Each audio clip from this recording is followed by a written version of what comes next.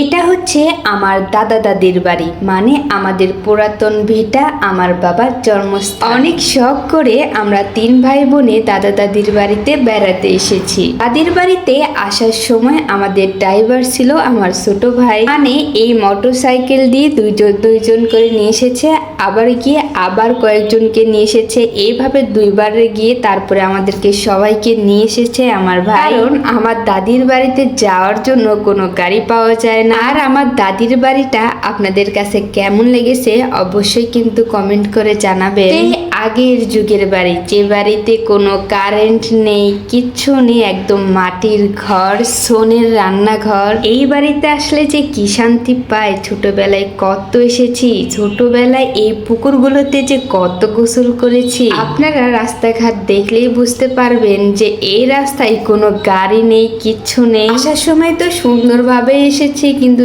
যাওয়ার সময় আমাদের অনেক কষ্ট হয়েছে। আমরা 3 বোন, আমাদের সাথে 3টা ছানাপোনাও ছিল। ছোটটাকে তো আমার বড় বোন কোলে নিয়ে যাচ্ছিল, আর বড় 2টার অবস্থা দেখেন, দৌড়ে দৌড়ে যাচ্ছিল। আমার মেয়ে একটু দৌড়াচ্ছিল আর রাস্তার সাইডে বসতেছিল। অনেক কষ্ট হয়েছে যাওয়ার সময়। পরে আমার মেয়েটাকে কোলে করে নিয়ে গেছি পুরো রাস্তায়।